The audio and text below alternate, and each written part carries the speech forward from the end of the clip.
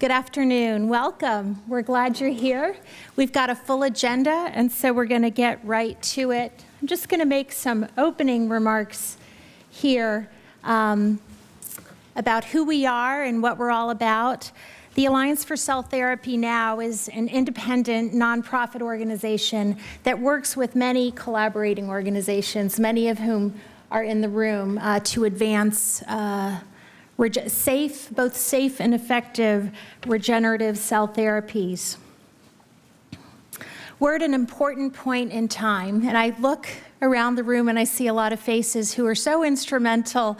Doug, you're here, and others who are instrumental in advancing the 21st Century Cures Act with tremendous bipartisan leadership in Congress and moving forward. And it's really laid the foundation for these promising therapies making their way to patients. What you're going to hear about today are some promising, groundbreaking research, FDA-approved, operating under well-designed FDA-approved clinical trials. Got a number of those underway, but at the same time, for those of us who've been reading the paper, there is a small set of clinics that are causing patient harm and making promises that aren't supported by evidence. And so we really need, as a country, a two-pronged approach. How can we support those that are conducting promising research while at the same time, and we're going to hear from Dr. Peter Marks, all of the good work around enforcement and helping to sort of raise the bar across the field, addressing some of that small set of actors. So what's needed, and you're going to hear this, but this is sort of the punchline. What's needed as we move forward, we think, building on the 21st Century Cures Act, are 5 things. First of all, there's been a lot of good standards work out there, so continued work on developing standards and driving their adoption, whether it's through accreditation or certification or private sector adoption. That's number 1. Number 2, and this is something we've spent a lot of time on at the Alliance for Cell Therapy now and our collaborators, Regenerative Medicine Foundation, and I know Bernie's in the room, Cord Blood Association, Cura Foundation, Regenerative Outcomes Foundation, on moving this notion of an outcomes database that we think will be important, and you'll hear about that. The third thing, what we're hearing over and over again, is the real need for workforce development, and I think Dr. Krish Roy is going to talk a little bit about that, and probably some of our other panelists.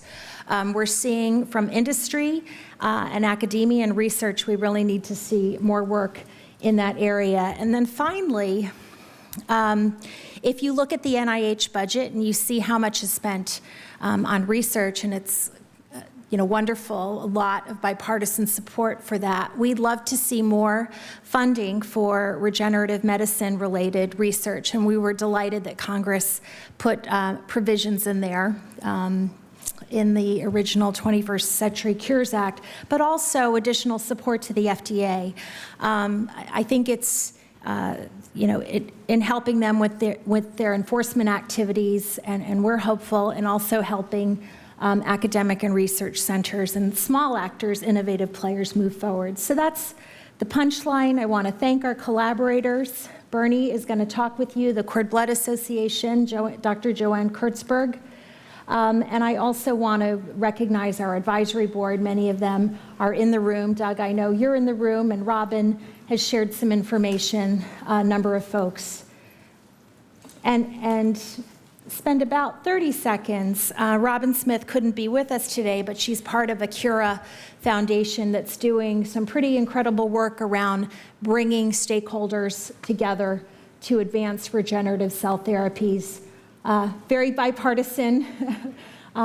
His Holiness Pope Francis was joined by Francis Collins, Rob Califf, Nobel Prize winner Jim Allison, and several others, Vice President Biden, and Senator Frist, Andy von Eschenbach, and Tommy Thompson. So Republicans and Democrats alike in moving this forward. And I wanted to do a shout out for Robin. And here's our collaborators again. So let's get to it. What are we going to talk about?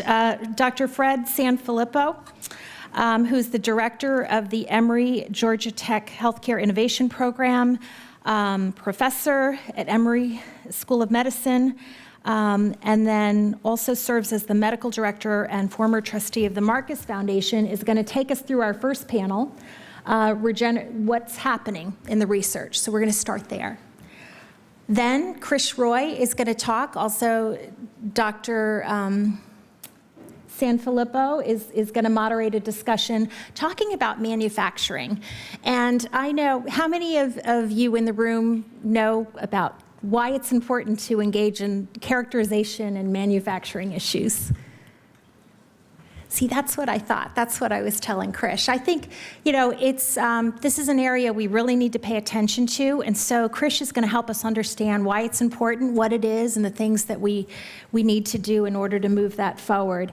And then we're so delighted. We're going to kick off with Bernie Siegel with the Regenerative Medicine Foundation, but we're really delighted to have Dr. Amy Patterson with the NIH with us, who's going to talk about the important work that the NIH is doing, followed by Dr. Peter Marks, who heads the Center for Biologics Evaluation and Research and is administering all of these programs, important programs to advance regenerative medicine.